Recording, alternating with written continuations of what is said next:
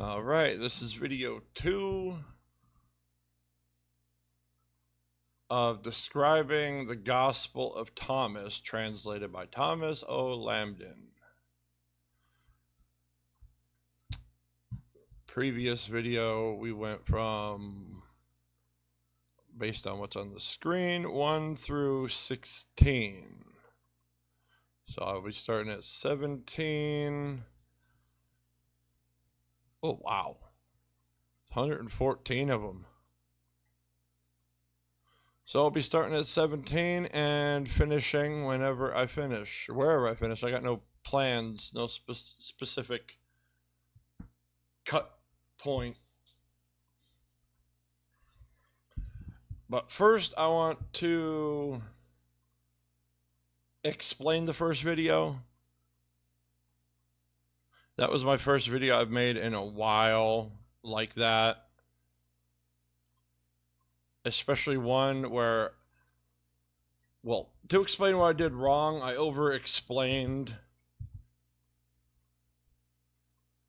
And that was the whole point of explaining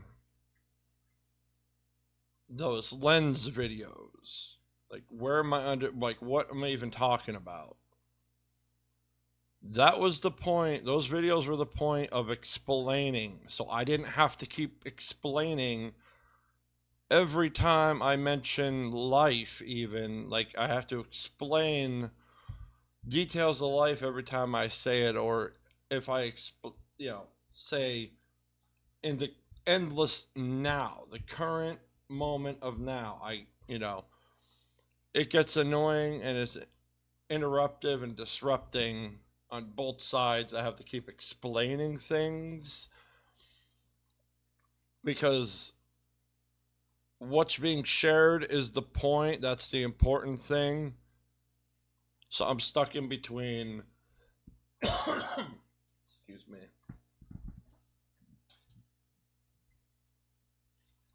I'm stuck in between just simply freely expressing and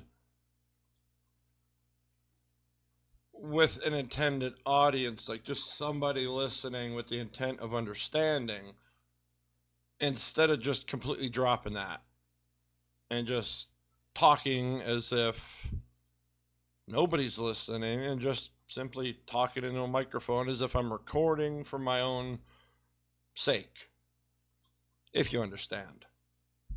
So I'm simply going to talk and not explain. I'm going to describe but not explain. Any misunderstandings, go check out the Lens playlist and try to understand.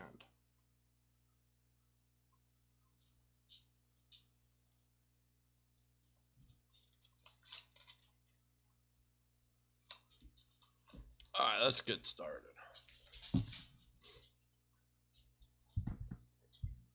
And forgive me if it takes me a little bit to get going here. This is still just my second video. I'm still taking the training wheels off the bike and still going down the street. One step at a time. So just bear with me.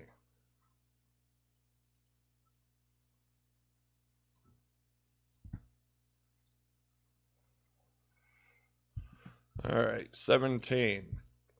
Yeshua said, I shall give you what no eye has seen, and what no ear has heard, and what no hand has touched, and what has never occurred to the human mind.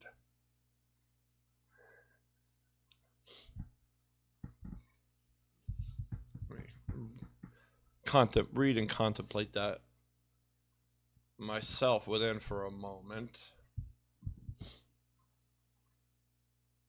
What no eye has seen, and what no ear has heard, and what no hand has touched, and what has never occurred to the human mind.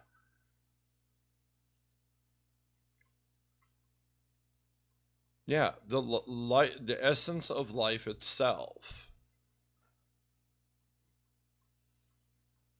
The very foundation from which everything flows is in presence of it or in absence of it.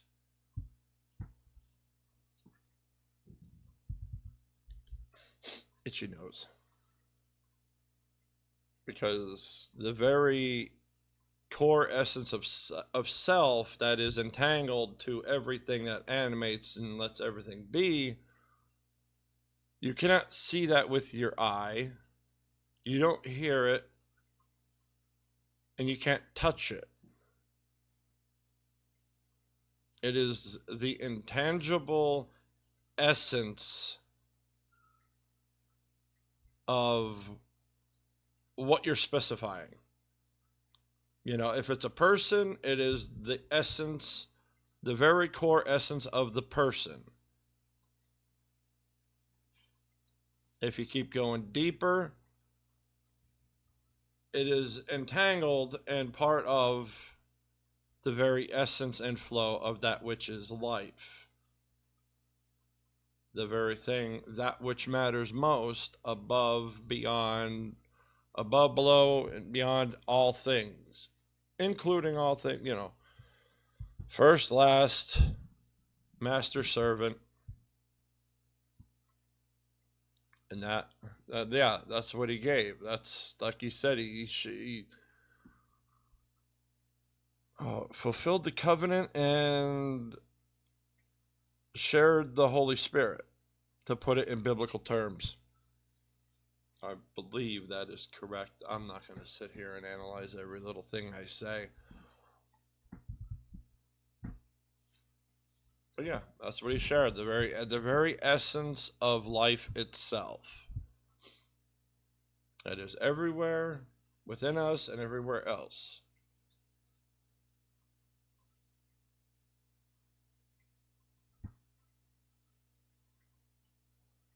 Which again, multiple languages, multiple slices, defining it multiple ways. Religion, science, philosophy, biology, like all of them just keep naming the same thing in different languages. And that singularity,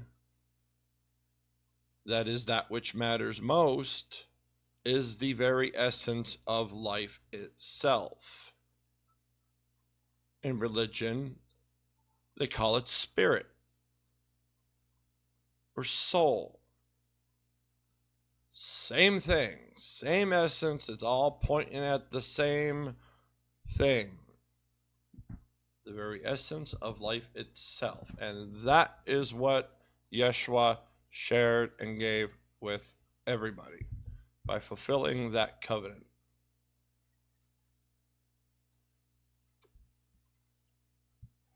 "18. The disciples said to Yeshua, Tell us how our end will be. Yeshua said, Have you discovered then the beginning that you took for the end? For where the beginning is, there will the end be. Blessed is he who will take his place in the beginning. He will know the end and will not experience death."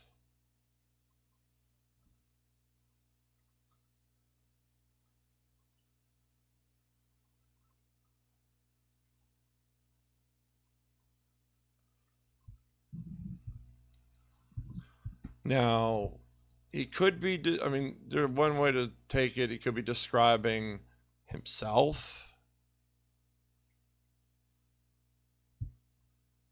I'm trying to look at it from a different angle, though, right now.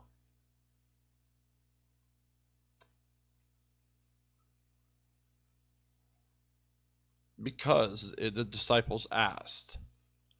So it's indicating it could have two ways of analyzing it. One for referencing Yeshua and the other for the disciples, for others, rather. One for himself and one reference of it for others. It could be just two ways of looking at one explanation or one description, however you want to put it.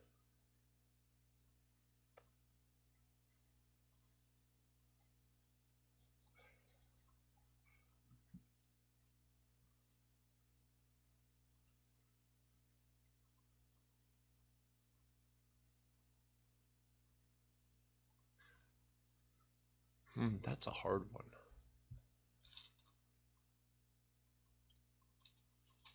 Discovered what? The beginning of your life? Or the beginning of your physical life? Or the beginning of your essence? Nobody knows the beginning of their essence. I mean, the beginning of your awareness. Yeah, I know that. I was 3 years old. Oh, I get it. Oh, that is cool. Just like yesterday with the reference from. Oh, hold on. I'm gonna go back to that. That's the same. That's literally naming the same thing. Oh, that is. I love this. Where is it? Where's that old man reference? Oh, that is good.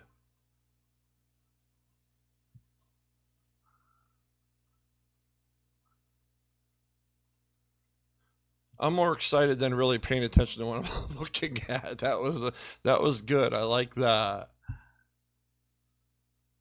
Oh yeah, I really can't concentrate. I'm just in contemplation, within the state of understanding right now more than observing, to name it specifically and singularly. I'm sitting here more in a state of understanding singularly while my body is scrolling through, but I'm not paying attention. Oh, that's fun. I love it when that happens. All right.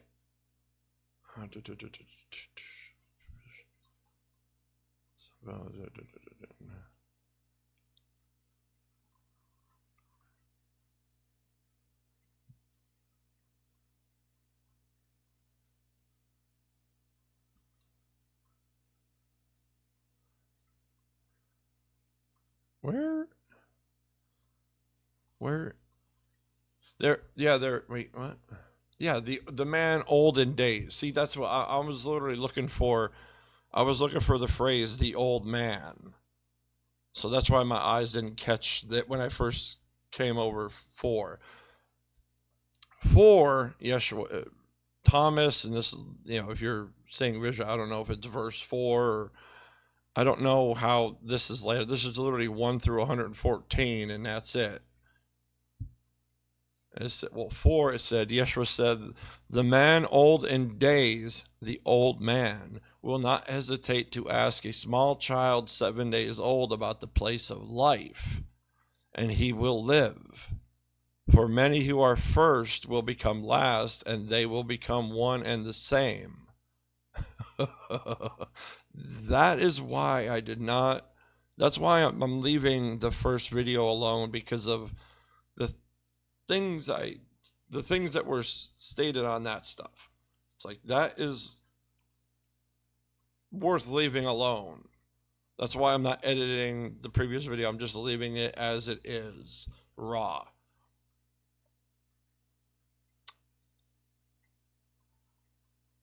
But what is that talking about?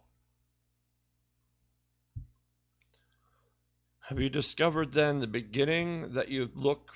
Have you discovered then the beginning that you look for the end? Meaning you got to know the beginning first.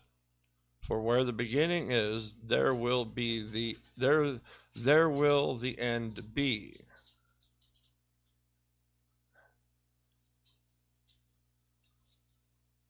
Blessed is he who will take the place in the beginning. He will know the end and will not experience death.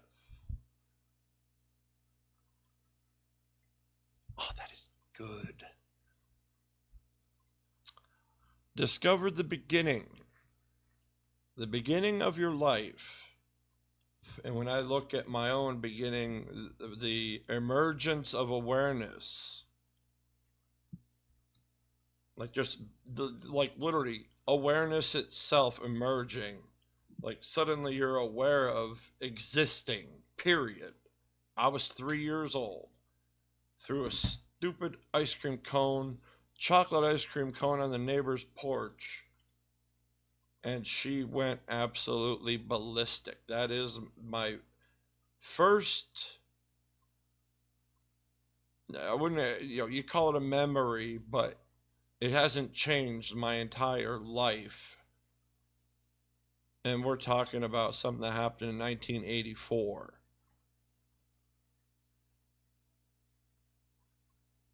It's the moment where your own existence has become self-aware, basically. To put it plainly, that's what it was. Suddenly, I'm aware of everything and myself going on, and it was chaotic. It was the first real jolt of what doesn't belong.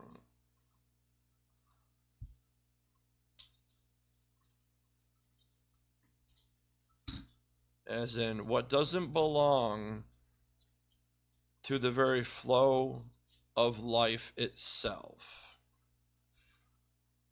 That is within the endless now.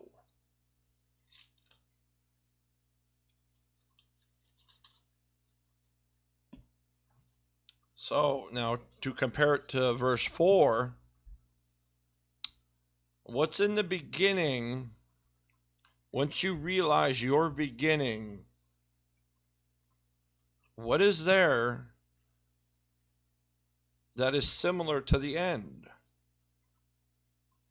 It's the same exact comparison as the old man and the 7-day-old child that was referenced in verse 4.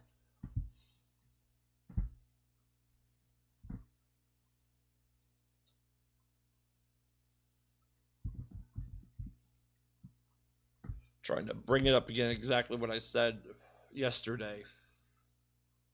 Because I say it in the moment. This ain't planned. I'm analyzing this, contemplating it in the moment. So it's like, it's not like I just alt tab and read a script.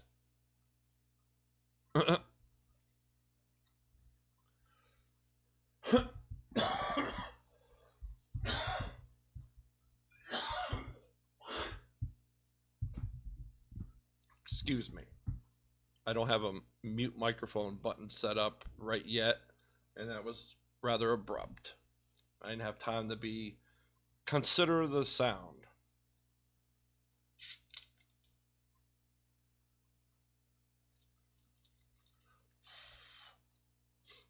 What is in the beginning that is also in the end?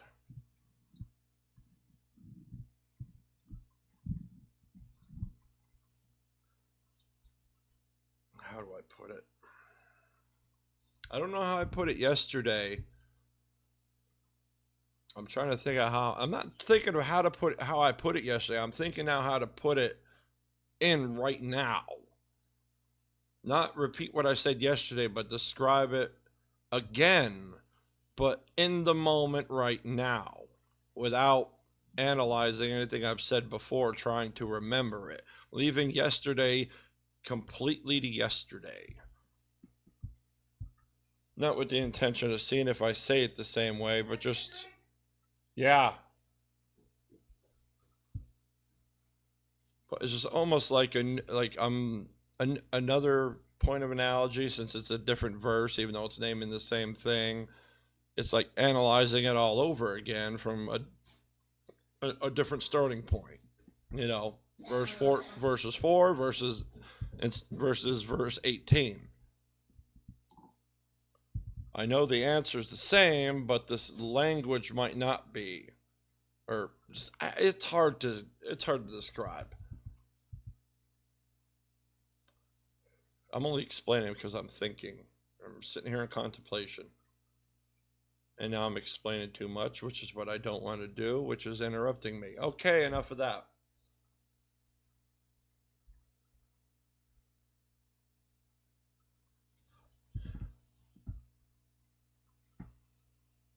In the beginning, You're completely aligned, innocently and in harmony with the very essence and flow of life.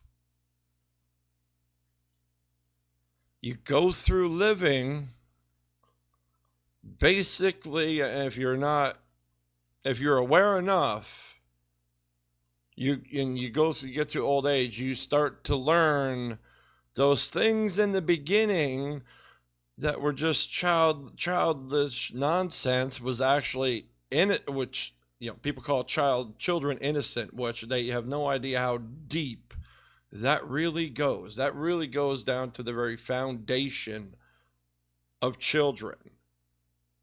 They are innocent to the very foundation of themselves still. Meaning, nobody has negatively influenced them away from the presence of life itself and the flow of it. Not identity, not illusions, no nonsense, just pure, innocent harmony with life. And as you age, you learn that over again if you're understanding enough to even analyze what matters most beyond yourself, or even for yourself to start, or beyond yourself but for yourself, so to speak. It's like if you don't do any of that, you're never going to learn. And people who learn what matters in life, to life, not to themselves, but to the flow of life, they literally just go back to understanding like a child. Or no, how do I put it? They're weightless like a child because they know life matters the most in the endless now and everything that flows from it and into it. So those are the similarities. Those are the same, starting and the beginning and towards the end. Which, me, I'm only 44 years old, and me realizing this, well, I hope I'm still here. It'll be what it'll be. That's all. I'm just saying, I hope I'm not on my way out, but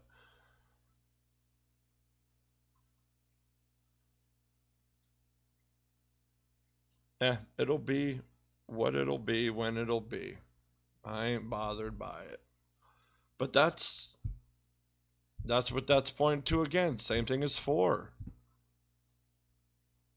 Which again, if you want, and then blessed is he who takes place in the beginning, he will know the end and will not experience death. The end, that's the only similarity is between the beginning and the end of living, which is where death resides. Because beyond the physical death, it's not death, it's ceasing. It's simply ceasing to be. That definition is beyond death, like beyond the general the understanding of the word death. Ceasing to be is like the deepest definition of that understanding.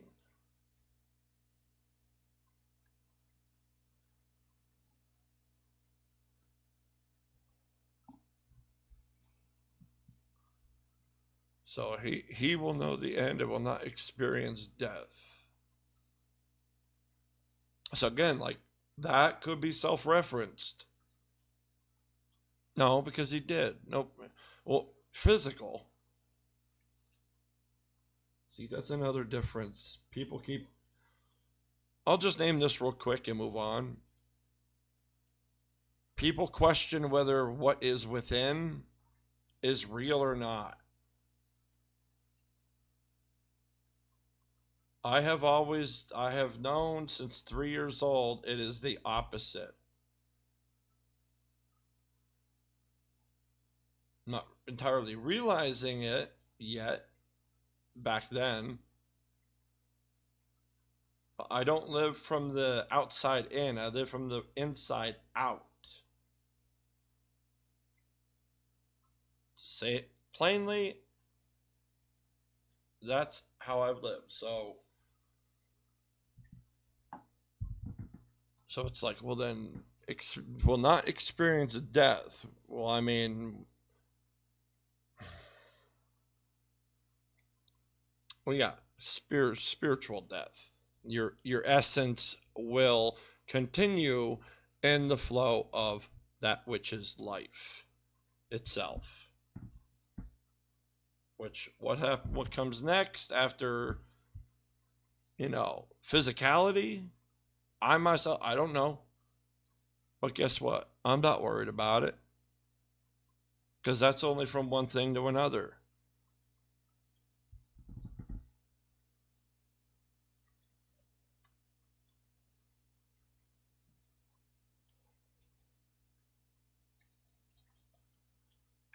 All right. That was cool, but got over explanatory. But that was worth it. That was worth it. That was good. But I kind of took the wind out of my own sails there, explaining, because that went really cool to crap. Like, I'm trying to remember it and then purposely not trying to remember it and then analyzing it without remembering what I said yesterday. Ugh. All the while trying to act like I'm not talking to an audience with the intention of educating an audience if they if they care to understand. Meanwhile, I'm all good. All right. 19, Yeshua said, "Blessed is he who came into being before he came into being. If you become my disciples and listen to my words, these stones will minister to you. For there are 5 trees for you in paradise which remain undisturbed summer and winter, and whose leaves do not fall. Whoever becomes acquainted with them will not experience death."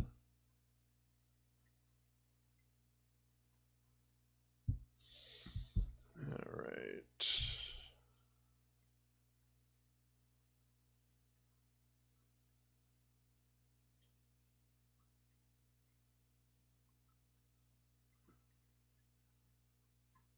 I don't get the 5 trees.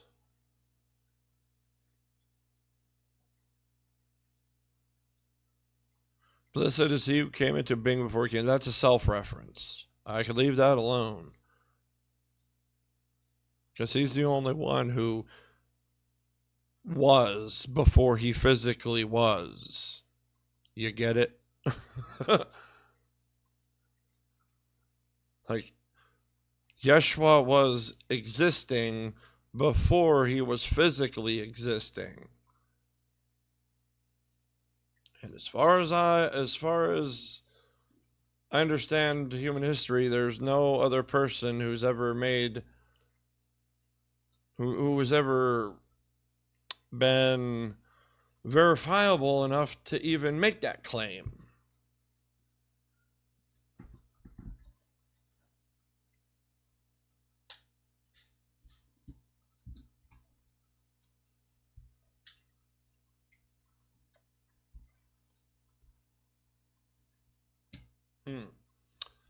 These stones will minister to you.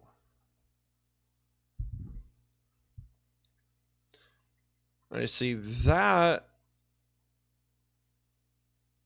stands out. Now, these stones will minister. That could be a direct reference to the disciples. Except, he says, if you become my disciples and listen to my words, not the disciples' words, if you listen to Yeshua's words, the stones will speak to you, will minister to, educate you. that's easy. That's easy now.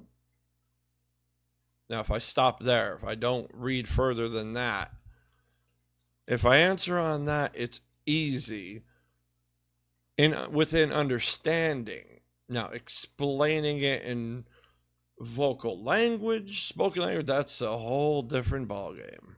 That's where I somewhat fall short. I am very extremely fluent in understanding, but in spoken description, no. See, people go to school to frickin' learn all this fancy language and descriptions and whatnot, and all they're doing is naming the same bland foundation with pretty words. Whereas I did the opposite.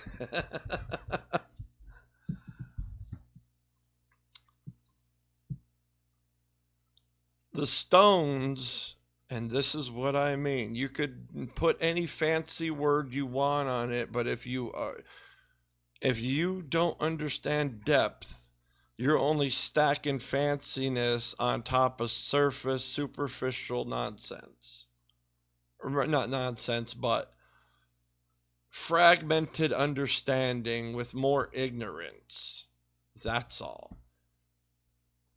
You can describe a drinking straw, with such fancy language, but within the language of understanding, a straw as simple as could be. See the difference? Language can make anything sound deep, even ignorant fools, to make a generalized example.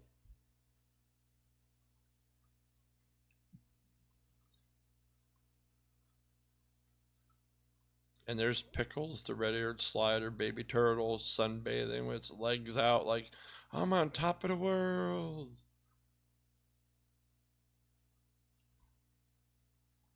Just a worthy interruption right there. People got decorations on their desk. I got a aquarium on the corner with a red-eared slider swimming around to keep me company.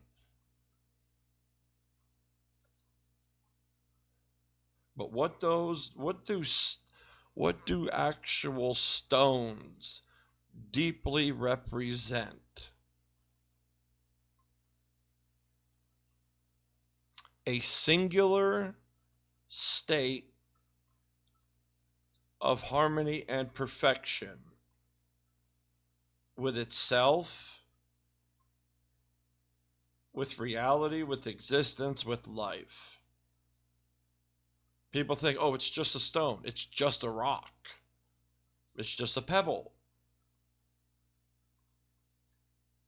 They generalize it, but they don't understand the essence of it. That's what I mean. You can put fancy labels on it. You can make a stone sound fantastic. Like, look at diamonds. If you want to call that a stone, go ahead. Like, in general. But then you could put whatever label you want on it and make it sound all fantastic.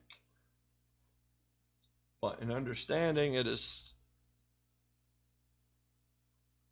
well, at least the label they put on it, the label of understanding is simple, and then they put all these words on top of it to sound fancy but not understand it.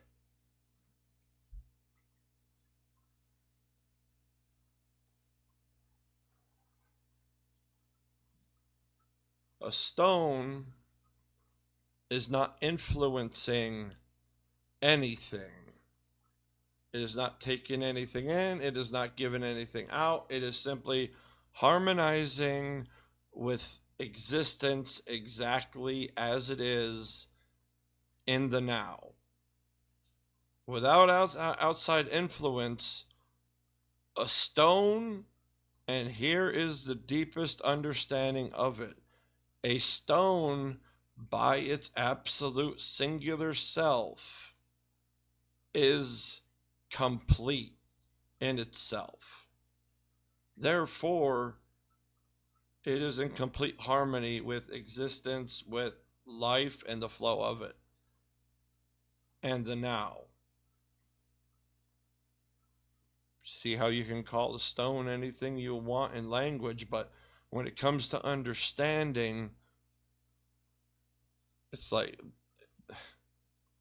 it's such a juggling act. It really is. And it's like, you really, all that from just a stone? Yeah, that's fun. That's why I like doing it.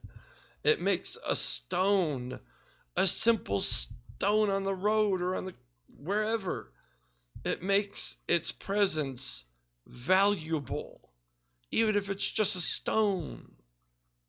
That's how it ministers to you, because it's perfect as it is. It doesn't require anything. It doesn't give it. It just is as it is. And that is so awesome. And it's just a stone. See what I mean? It's just like, people are so scared of deeper things, but the deeper you go, true beauty of life arises. The only bad thing that shows itself are the illusions.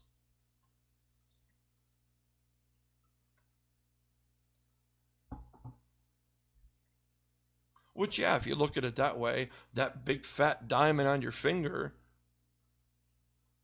suddenly in the value you put on it, it's literally just a stone. Except the value of itself as itself, a stone, is pure value to that which matters most and the flow of it. And that is what people don't like. And which is the whole point of this. Because if you suddenly realize such value of even stones, it's like, and nobody, and people aren't talking about this or teaching this. It's like, okay, I gotta open my mouth here because this is awesome and I want to scream it to everybody. Like, that's the whole, that right there is like that what's described as that biblical invigoration, where you're just lit up to just scream from your rooftops, just to get invigorated like that from just a reference of a stone. Am I taking it too far?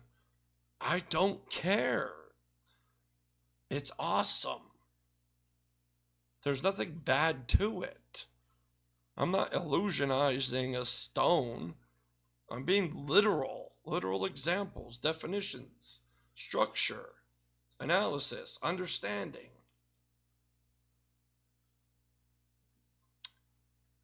I don't care how nonsense it is. I'm having a blast, and there's nothing wrong with it.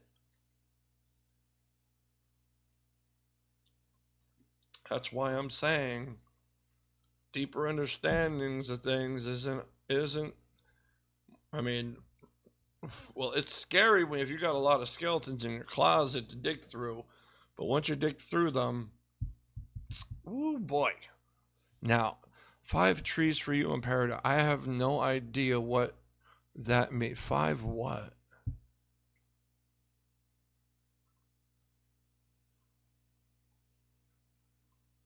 Is that regarding to foundations of being?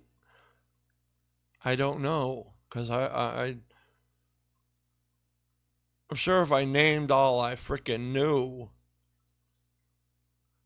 I probably wouldn't be far off, or I would be accurate, but I don't have a list in front of me to compare it to, and I've never analyzed it. A number of, if there are a number, I don't know. Excuse me. Like I said, yeah, leaning forward, give me gas. 5 trees. You know what? I'm moving on from that. I don't understand that, and it'll suck up too much time sitting here analyzing it. No, I'm gonna try to remember to look that up later for my own interests, because I don't want to. I'm not sitting here. This isn't a contemplation session where I just simply record and endlessly analyze and look things up and do all that nonsense. This is literally just reading this, describing it, going with it, and then that's it. So I will look that up myself after this if I remember, because I'm curious now of what that 5 trees represents, like within. 20. The disciples said to Yeshua, "Tell us what the kingdom of heaven is like." He said to them, "It is like a mustard seed. It is the smallest of all seeds, but when it falls on tilled soil, it produces a great plant and becomes a shelter for birds of the sky."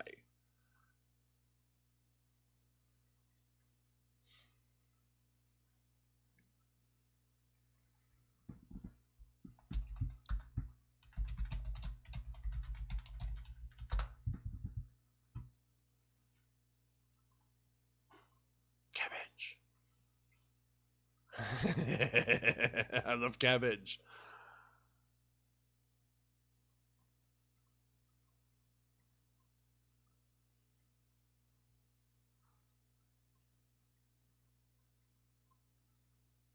Trying to look up the significance of a mustard seed, or no, there's cultural symbolism.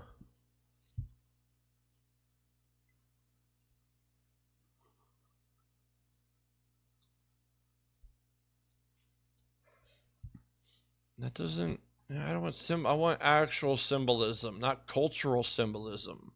There's a difference, I'm sorry, but religions and cultures and societies don't define it. They define themselves. And that's what I want to know. What does a mustard seed itself symbolize? Symbolize what? Is it harsh? Is it like, what's the word where like you get a lot of, but if it falls into tilled soil,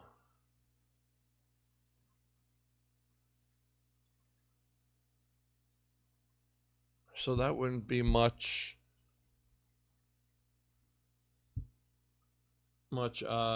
hindrance on growing. Whatever word I was looking for, I can't think of it straight away. So if the environment is good, there's not much friction, it grows good, but is it, you know what, whatever, I'm moving on. I'm not going to stop and play around with about mustard seeds.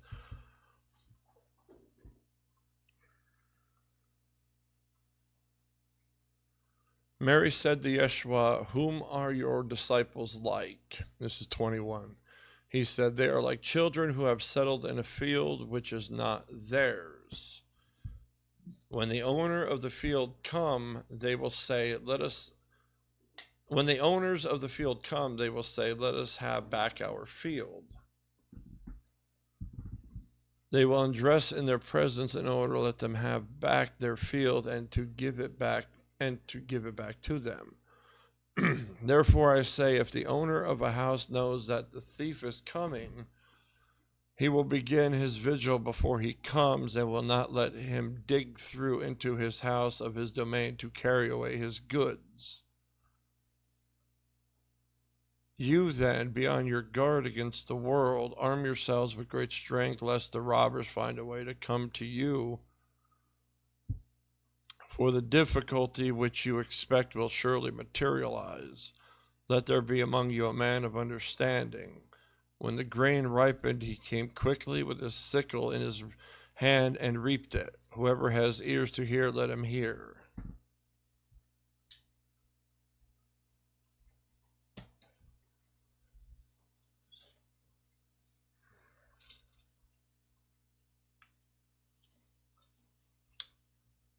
All right, let's get to this. Owners of the field. I'm going to say owner. I'm just going to say Yeshua. Now, owner of the field itself is God, that which is God. That is the owner of the field. So when they come back, I want what's mine. Undress in their presence, I'm just going to say, undress in his presence in order to let him have his field back. I'm assuming them is referring to heavenly hosts or heavenly beings or whatever you want to call it. I'm trying not to be specific in naming. Just be generalized in description of understanding, explanation, not to be naming things as if I have any authority or if I've ever seen anything that calls itself, that kind of being or any other definition of it. Undress in their presence. What does that mean? That's what you have to analyze.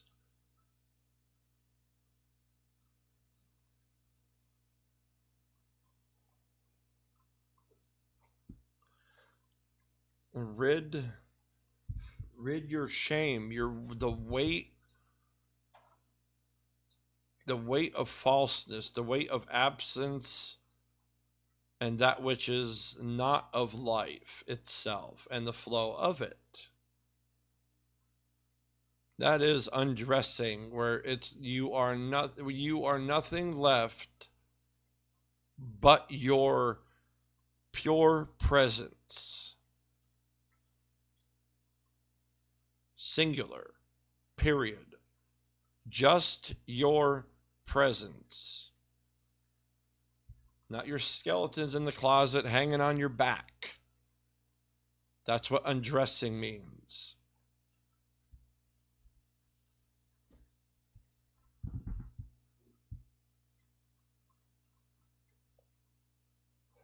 Therefore, if the owner of the house knows that the thief is coming. Well, who's the thief now? First it was the owner of the field, now it's a thief. Well, who is the owner the thief? Or is the thief somebody else?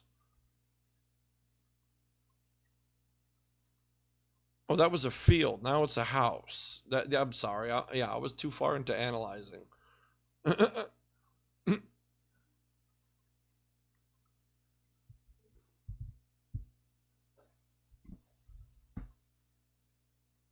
Excuse me for a moment. I'm going to put my hands over the microphone and just yell upstairs.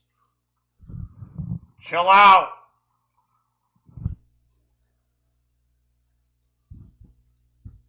All right. So, yeah, I got mixed up there. Yeah, one's a field, one's a house. So that's completely different. So,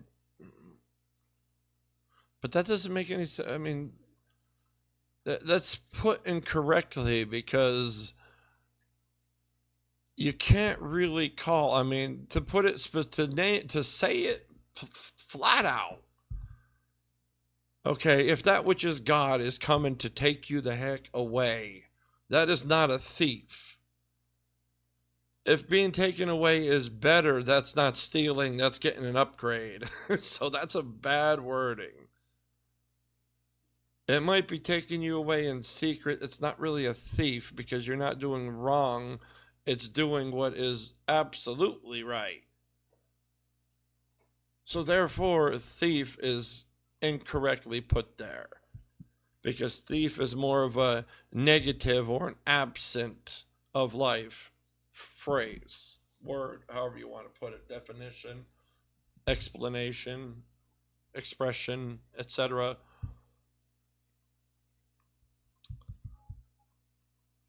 Unless I just stopped here and analyzed. Yeah, I just analyzed it. I could be referring it wrong. It could be correct. I could be just analyzing it incorrectly. He will begin his vigil before he comes, and will not let him dig through into his house of his domain to carry away his goods.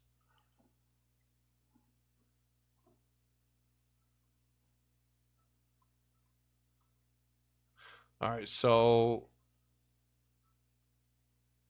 the thief really was a thief.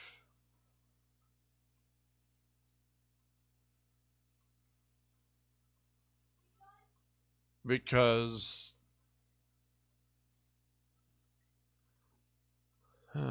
I've heard it say before that yeah, that whole rapture thing, that God is going to come like a thief in the night. But that's not where that's what I was like. That's what I thought this was referring to. The thief was supposed to be God. That's why I corrected it. But no, it's really the bad ones. Basically, dig through his domain, his house, to carry away his goods. Basically, negative influence. Your being is the house. Okay?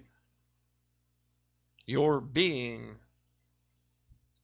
is the house. Your goods is that which is within you that is more aligned to that which is life. Its presence than its absence. Because the thieves of the world want to steal that. So be on guard for it. And don't be disillusioned or taken away and be, influenced incorrectly.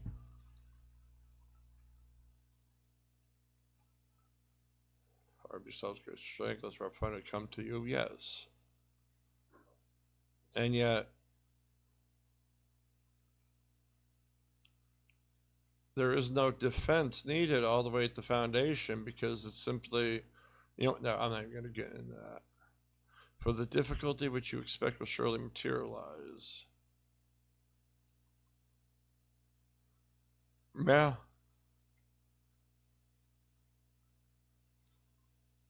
I mean, basically, if you let the nonsense of this world, the things going on, influence you, and it could suck you away, and bye-bye. You're going to be living your life of misery and absence. Heck, you could even live it enjoyingly in absence. Except there is nothing in absence, no matter what amount, can ever compare to presence. Yes, even a rock, even a stone.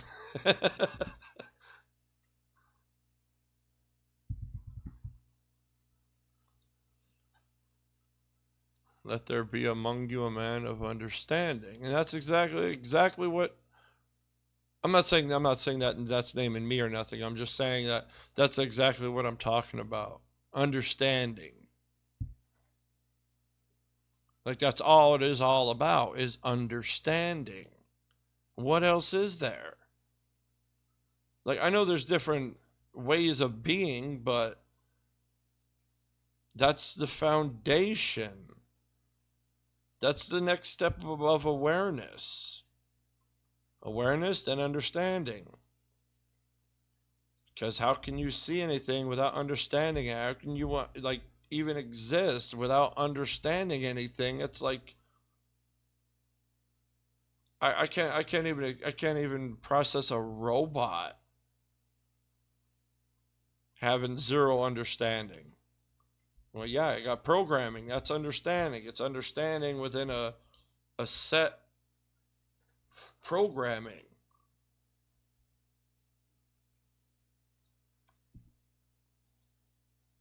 So I left out that whole "let there be among you a man of understanding" and just singled out understanding. That's all I took out of that sentence right there. I left the sentence alone and just concentrated on one word. That's all.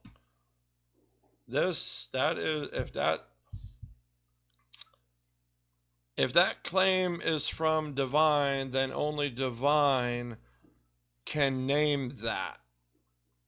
That is why I moved on to just that singular word, understanding. Because let there be among you a man of understanding. That's referring to like a singular person in that specific context. And when you put it that way, that is only that which is the authority of life, that which is God, to name. Nothing else and nobody else. That is why I singled out understanding. When the grain ripened, he came, yeah, see, and yeah, like whoever, yeah, that would be, and when the grain ripened, he came quickly to say, yeah, I'm assuming there among you a man of understanding would be Yeshua, since it, came quickly with a sickle in his hand and reaped it. That person, that man of understanding is coming. That's what it says here. And to reap the harvest. I'm trying to think, does that mean anything else but that?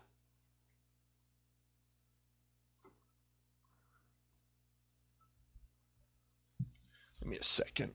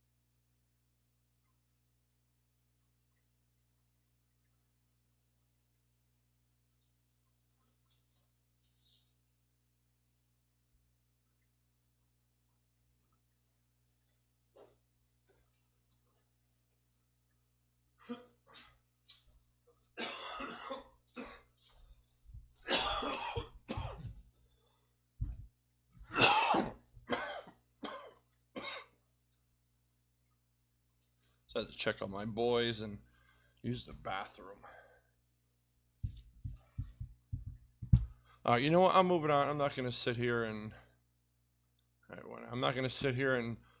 take a long time on one thing like that, because that's a lot there to put it there, right there, drop it.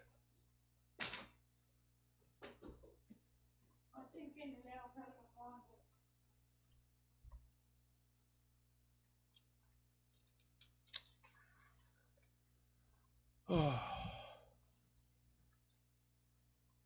kind of want to analyze that. Like the whole, when the game ripened, he came quickly with a sickle in hand and reaped it.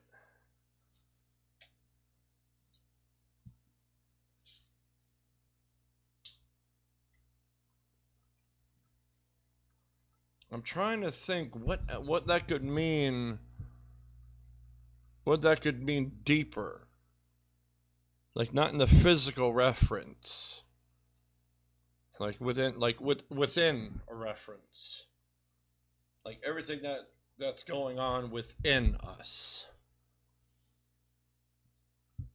Like the whole intangible flow of life.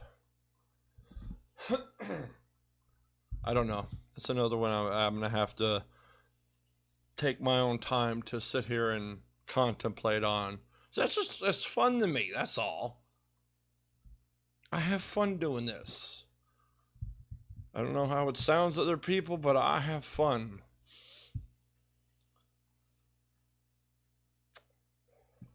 I just enjoy analyzing within understanding.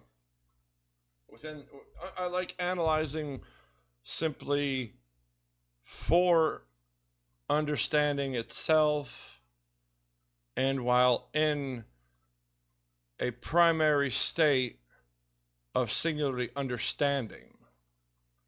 Like really, like literally just remaining within a state of understanding just to understand something, period. That is fun. Not making it about yourself, just analyzing something that's important just to know it, just to understand it, period. That's fun. Especially when the deeper you go, the more fun it gets.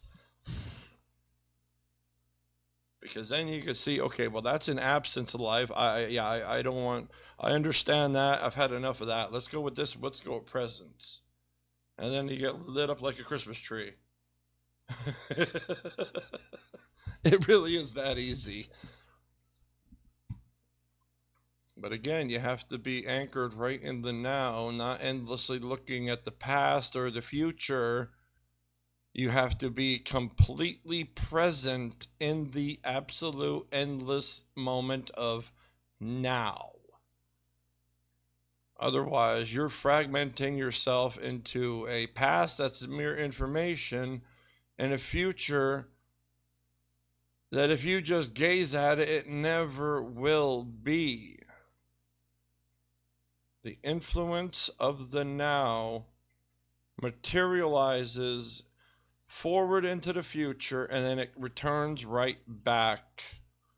That is the very flow of life itself. Either its presence or its absence. Its absence never flows, never continuously flows forward or outward. All right.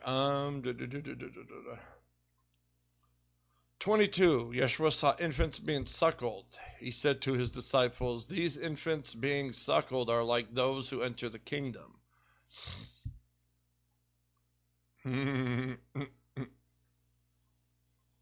They said,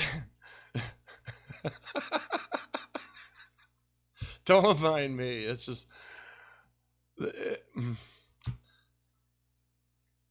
the understanding of it. It's not haha funny. It's harmonizingly humor, or I don't know. It just like it comes out harmonizing laughter. The understanding of it. Like I said, it's so easy to understand, but it's so hard to describe. I hate it. And it's like if I had the whole snobby sounding language, those long, endless freaking words where people are just like, "What did you say?" There's no point. You gotta simplify it down so much, and it's so hard to do. Because it's like, what's the point of sounding dynamic if nobody can understand you? You have to understand dynamics and then speak simply. There's a difference. You speak it plainly so the other person can dissect it themselves. It's like it's not your job to hand them every understanding you are aware of.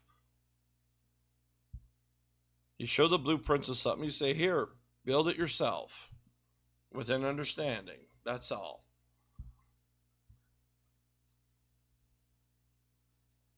Putting fancy words on it just to sound good for society, that's no way of being. That's fake as shit. They said to him, "Shall we then as children enter the kingdom?"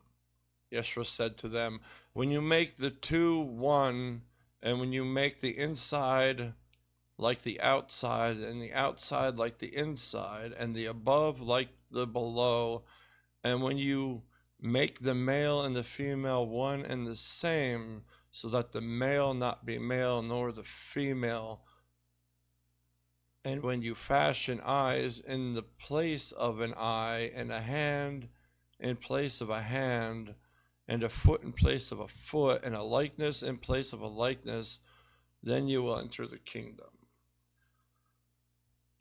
Oh, that was a mouthful.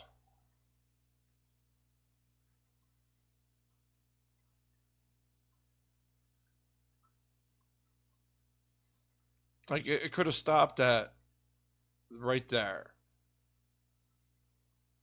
It didn't need to eyes in the place of an eye. Yeah, that one. Yeah, a hand in a place of a hand.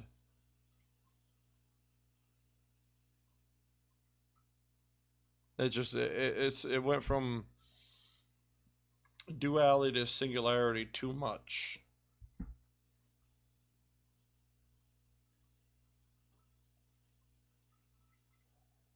Now, when you make the two one, and when you make the inside like the outside like the inside,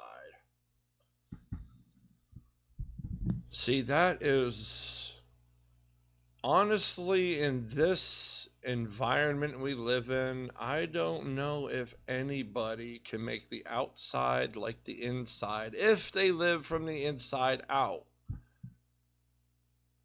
Unless they're a hermit, which even then, that is counterproductive to the end. That is the opposite of the inside. Unless your inside is empty and silent. But silence isn't emptiness. Haha. So basically, all the life flowing, that which is within,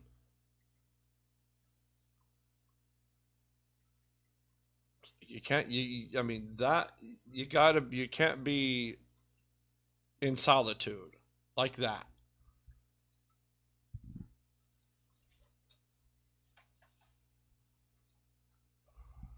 And that's basically the losing battle, because I don't know. I'm not the authority, so I can't really claim. I've never tried. I wouldn't even know how to make the external as pure as the internal is. If you're honest with yourself and you don't have a closet full of skeletons. I've never had a closet to throw skeletons in. I always internally faced every single thing I've ever done, even if I went through with doing it. I never lied to myself. So you get to a point of living as honest as you are, living externally on the outside as honestly as you are on the inside is possible.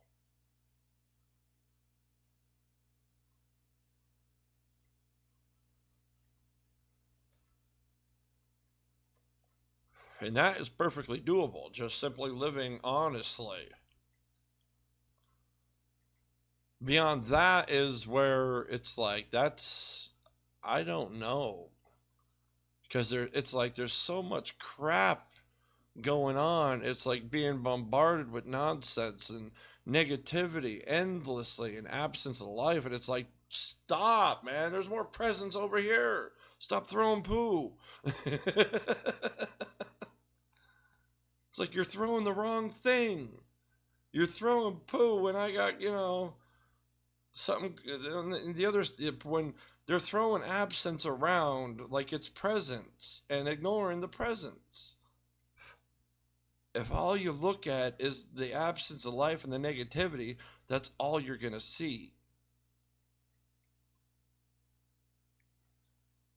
Which I've seen enough of that. I don't put anything past anything. That's why I say going beyond honesty is cloudy in understanding how that can be possible, because there's so much absence in the world. And we're the only thing that I can come up with myself in understanding that is possible to not be influenced externally by the absence of life would be honesty. Just simply be honest. Not intentional, not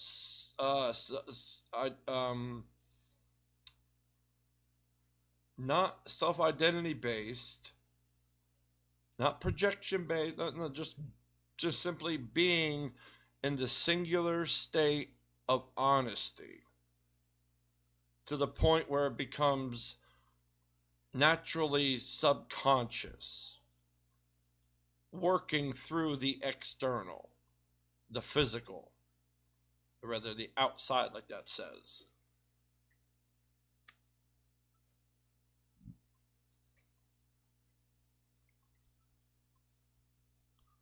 I mean, honestly, if you were around say a community of people that were more honest and more presence of life than dishonest and illusions and absence, that would be easy.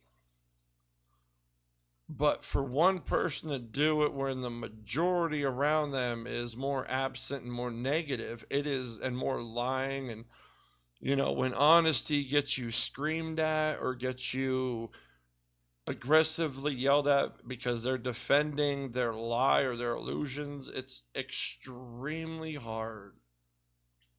That's why I said beyond honesty, I honestly don't know what is possible, because it's like the deck is so one-sided, it's ridiculous. And as far as above, like below, and when you make the male and the female one and the same, that's not talking about marriage.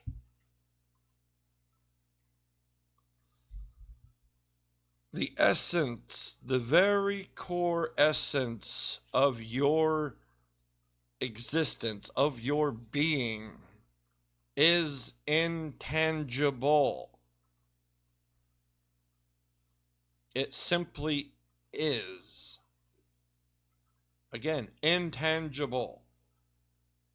Gender is physicality.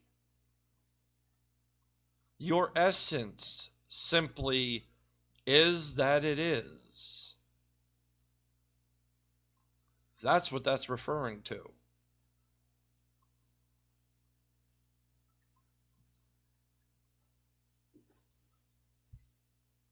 So that's like, like two, one eye to two, one hand instead of two, one foot instead of two. Singularity, meaning the only thing flowing instead of you, like, two things good and bad. You're just simply flowing in life. That's it. There's no two of you. It's just you're flowing in life.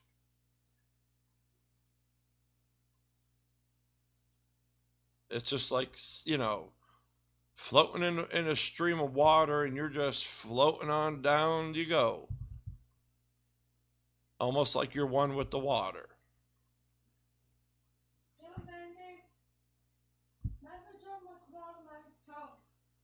Well, be careful and play nice.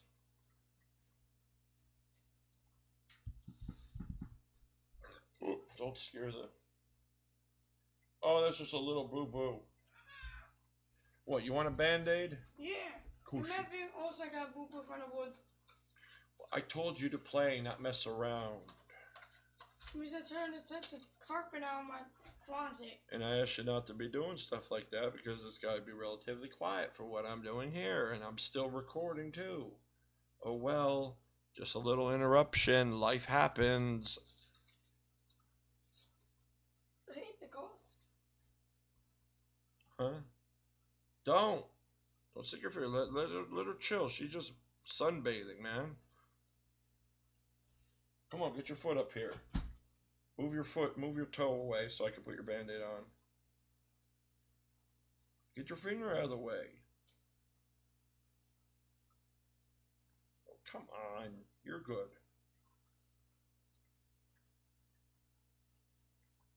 There, go upstairs, keep it down. I'm almost done.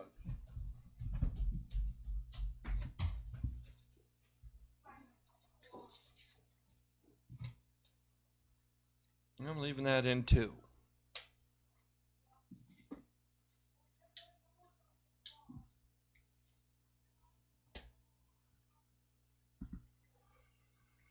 They're getting a little anxious, so I'm just gonna. But yeah, I pretty much, covered that. Like this, then you will enter the kingdom.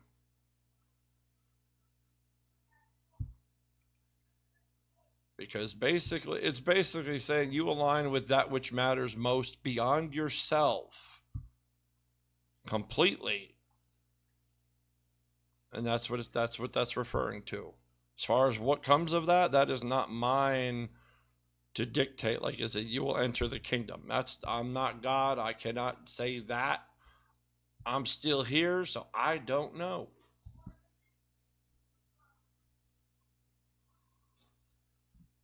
But it's like once you understand the very essence of life, that which matters most in the endless now that flows forward and returns and keeps harmonizing instead of in presence and not absence, that's what that's referring to.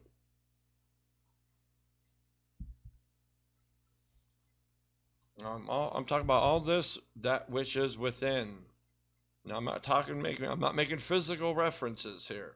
There is a difference between the physical or the tangible and the intangible self. You don't understand that? Hey man, that's not on me. Not at all. All right, 23. Yeshua said, I shall choose you 1 out of 1,000 and 2 out of 10,000, and they shall stand as a single one. I have no idea.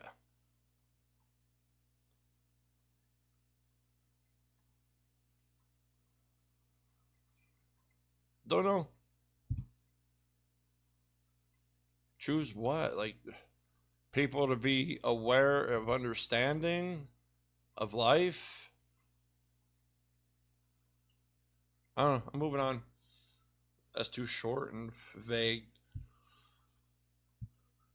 You know, like he's choosing 1 out of 1,000, 2 out of 10,000. Single, they shall stand as for what? Well, what's the purpose? For what's the to do what? I got nothing to go on here. All right. His disciples said to him, show us the place where you are, since it is necessary for us to seek it. He said to them, whoever has ears, let him hear. There is light within a man of light, and he lights up the whole world. If he does not shine, he is darkness. I just covered that from 22. About being aligned with the very flow of life. To see, to understand in the now that which matters most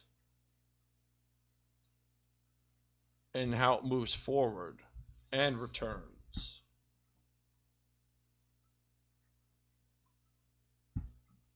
To be in harmony with life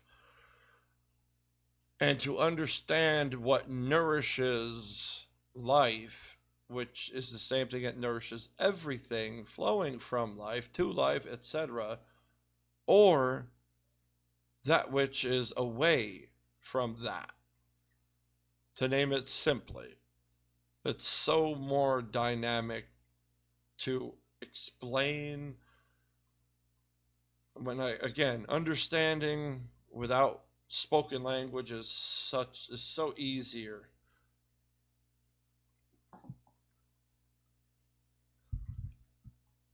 But yeah, that would, and he lights up the whole. See, now this is what I want to cover real quick. When there is light within a man of light, and he lights up the whole world. Now I'm not going to sit here and say, "Oh, I'm lighting up the whole." No, I'm not going. I'm just going to take that and explain a recent example happenings. Okay. I have been interacting with strangers of all kinds, of all places, in all locations, on the phone, in person, etc. Not online, just I'm talking about people on the phone or in person, anywhere, at any time, for any reason. And when you when you interact with somebody in mere presence of life, when you have no agenda, you're not projecting yourself, you're just presence for somebody, presence of, like, you yourself have no intentions except to harmonize with life. People light the heck up because they're no longer trying to perform for this stupid, there's just simply too much of it. Okay, with that, because it makes it nonsense because there's too much of it. The constant identity comparison and ego comparison. I got this, you don't. I got this, you don't. I'm better at this, you're not. That whole nonsense. When you interact with people with none of that, but open, honest presence of just life itself, period. People just light right up, and I absolutely love it. And I don't even try.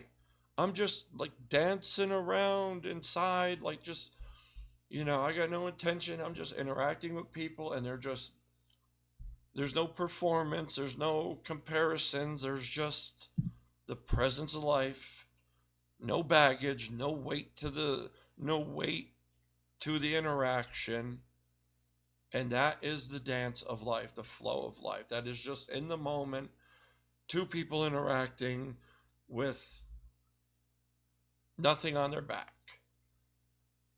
And that lights, if you give people the opportunity to be in that moment with somebody else, that lights them all up. And it's awesome to be aware of that.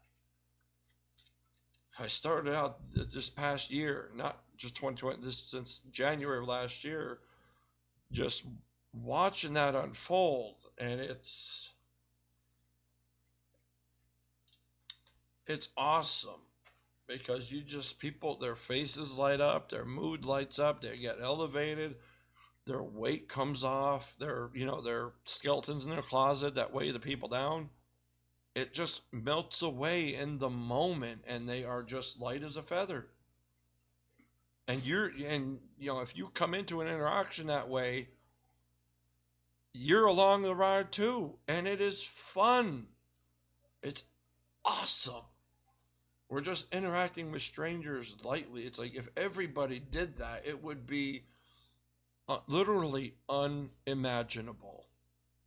And I'm not talking about being corny, being dorky, or quirky, or stick up your rear acting like you're a freaking you-know-what. I'm just talking about just presence and nothing else. Presence of life, that's it. Doesn't matter if you're laughing, giggling, or joking around, or just being light in the moment. Light in weight. Just presence for somebody. That, yeah. And yeah, if he does not shine, he is darkness. I've been around people who have nothing but projected negativity, and it is like poison. That's why I'm always telling people close to me, like, stop. You don't understand depth. So I'm not being, it's an observational statement of analyzing. It's like, you don't understand depth. You haven't shown me you do, or explained you do, or expressed that you understand depth. So everything you just rambling about in negativity is a lot harsher the deeper you understand. It's like somebody spitting poison at you left and right, where it's like, yo, stop. It's infectious. But then the opposite is even more infectious. You ain't got to be a positive little weirdo, but you just open presence, just let it go. Let everything flow. It's not a performance. That's the thing. You're not performing anything. You're just being in the moment. You're just being present in the moment, and that's it. That is it.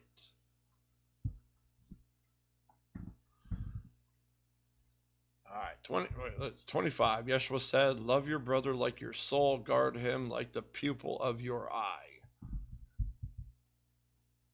Probably thinking, relative brother, your parents' other child.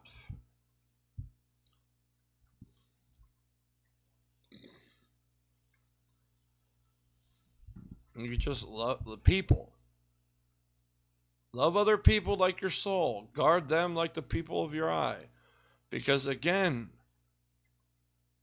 Depth of understanding. Okay, here's a rude awakening. What I mentioned earlier about a stone. If a simple stone could be that beautiful in depth of understanding of its singularity and its completeness of itself, how beautiful do you think the singular human existence really is? That's why absence is so putrid.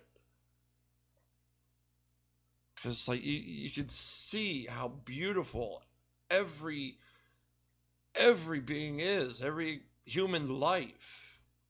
Not to sound corny, I'm talking depth, not superficial, stupid sayings of nonsense. And yeah, I will call them that in comparison, because that's a language barrier.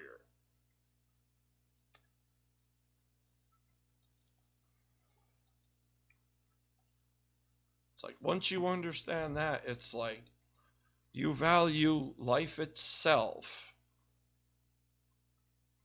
like your own, even beyond your own soul. Everything else just naturally follows.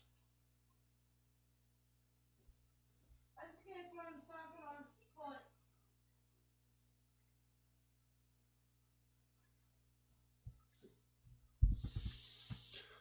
All right.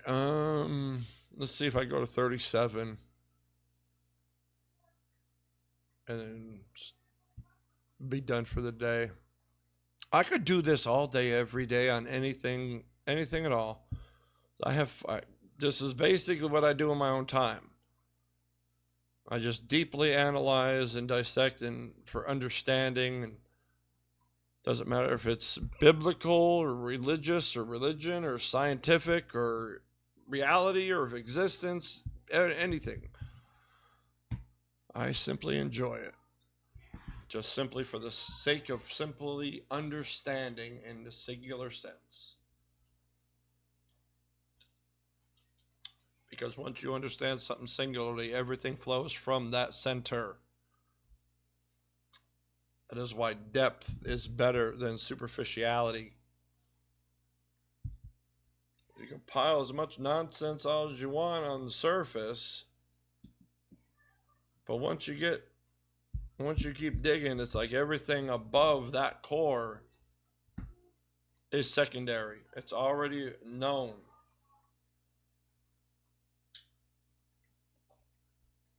It's like once you know the center of a spider web, you can follow all the webbing all the way out to the edges any which way possible. So where is it better to be? At the center of the web, making a physical example, or at the edges of it?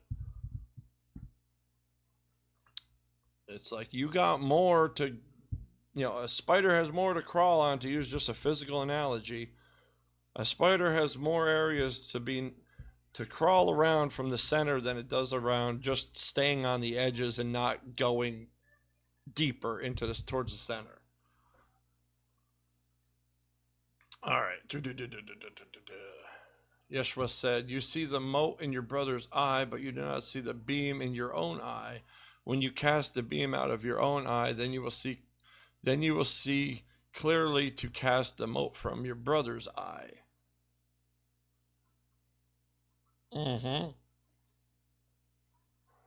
I wish they would say this plainly. It's like, why is it always got to be in this weird, like I said, the understanding is simple, but it's like these words are just like, I know, language of the times or the translator.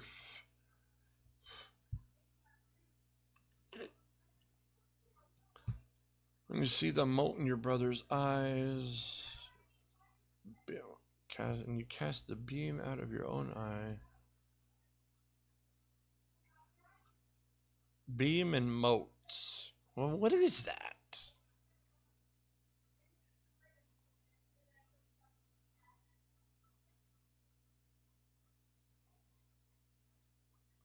I'm literally trying to think of what a mote what it's specifically using as a reference.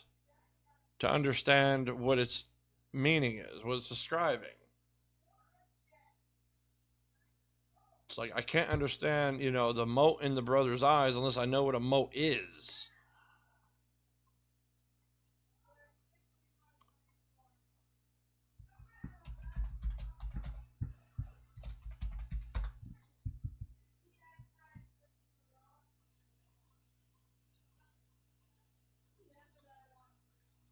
Yeah, that's what I figured, but I didn't know what a mote itself was.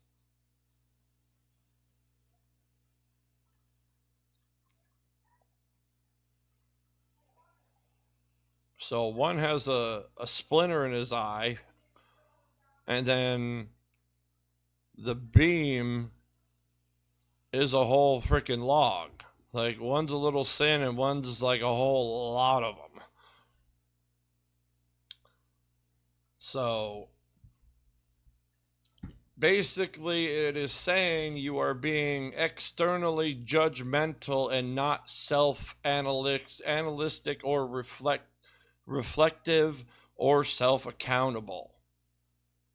You are damning the whole world and claiming that you yourself in your own illusion is perfectly clean.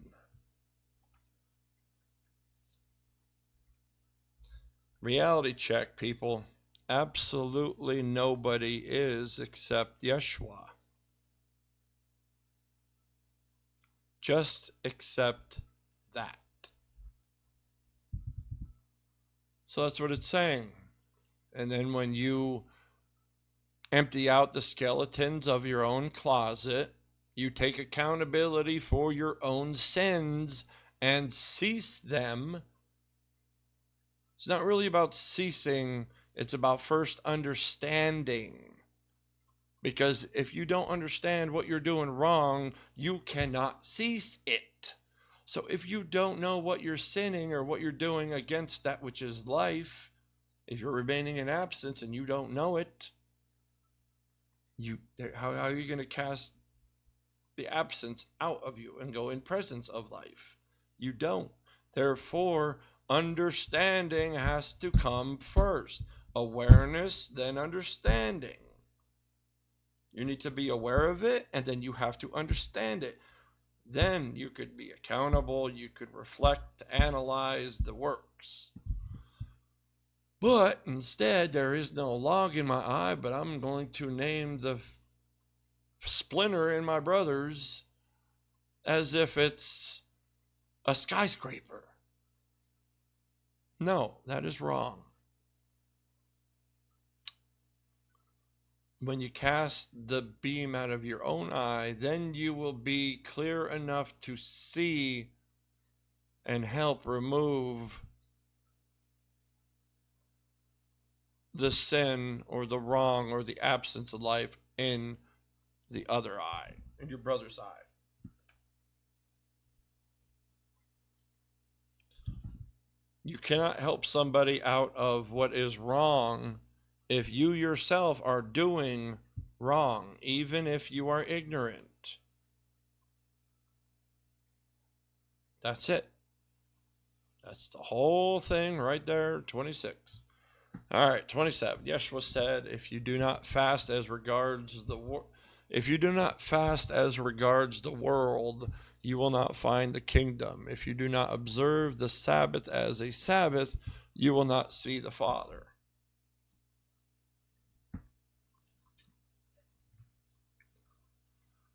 Now, people always think about fasting as, once again, everything has to be superficial. Why? It's completely different when you take it to its depths. When you stop referring it to talking about the physical. It is not. It is talking about the very essence of self, the very essence of life. The flow of being, existence, etc. The intangible within, the intangible flow of life. Not everything physical. So it's not about physical fasting. Not entirely that. That's the physical results. That's secondary. What you have to fast is internal disruption. Anything that takes away from the essence of life, that which matters most. Anything that derails you from that has to be fasted, eliminated, taken away, and trained, and understand it and stay away from it, and and whatnot. If you're consuming something bad and it's influencing your physical internals in a negative way, well, then you stop consuming it, and then you get healthy. Same analogy for that which is within.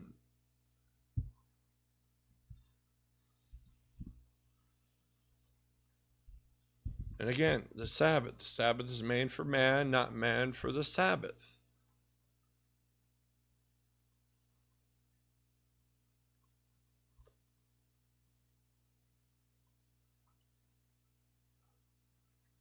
I don't know. I treat every day like the Sabbath. No, I mean, it's hard to say. A day of rest. But you see, that's the thing. Like doing all this, even research, I can research just all day, every day, and only sleep and eat right here, in front of information, whether it's in front of a computer or walking around town or driving through on the highway, it don't matter. It's like that, as people call work. It doesn't make me tired. I enjoy it. I could do it endlessly. So it's like, I don't need a day of rest. Every day is rest because every day is awesome.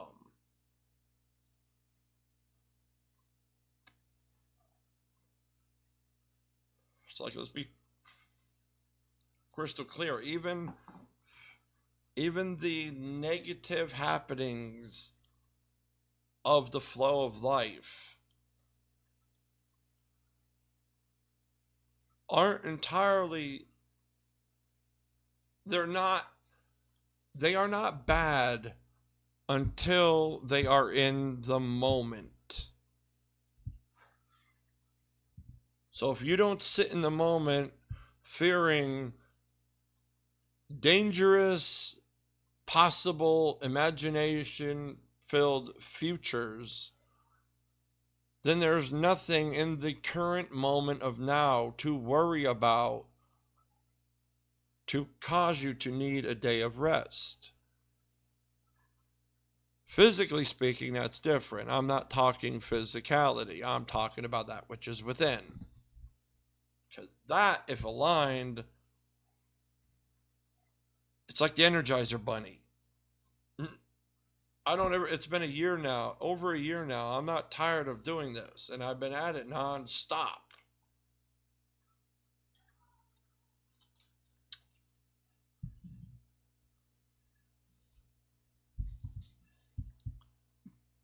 All right.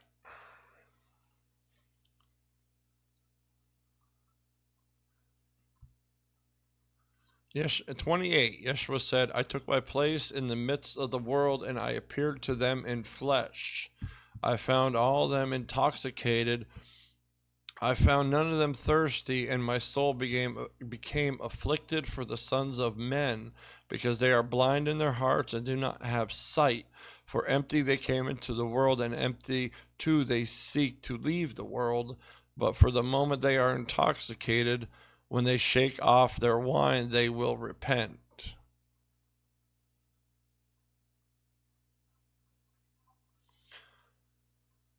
Once again, it's simple celebration of the absence of life and no thirst or yearning for understanding of it. Because nobody teaches, it's not taught, the foundation of being, the foundation of existence, of reality, of life, of everything is not taught. It is falsely stated as if society and everything else defines it. It's like, well, let's see. Well, if you take the very essence of life away, does physicality remain? No, it doesn't. Reverse that. Take away all physicality. Does the essence of life remain? Yeah. One expresses the other. Not the other created the expressor.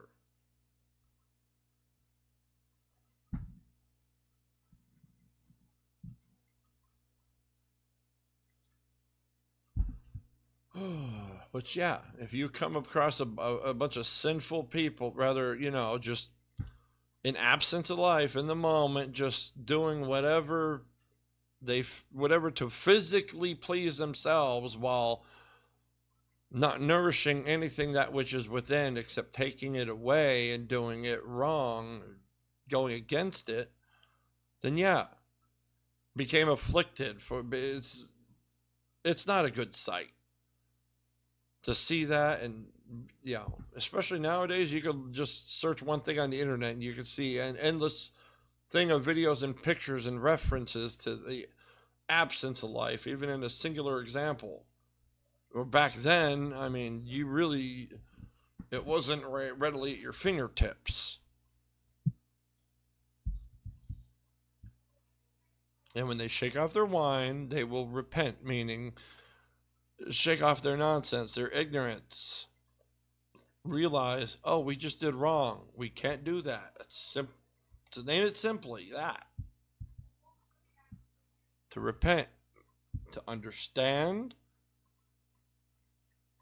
and accountability. But first you have to understand.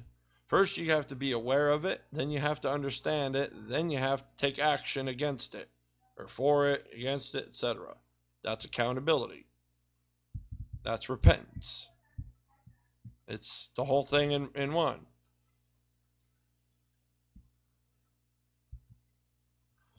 (29) Yeshua said, if the flesh came into being because of spirit, it is a wonder. But it did. But if spirit came into being because of the body, it is a wonder of wonders. Indeed, I'm amazed at how this great wealth has made its home in this poverty. It's making fun of what I just said.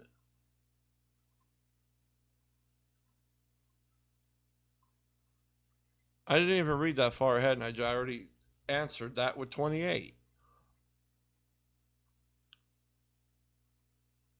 The spirit did not come into being because of the body.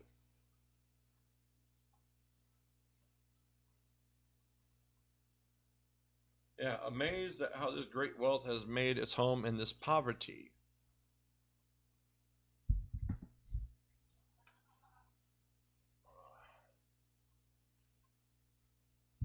No, time's up.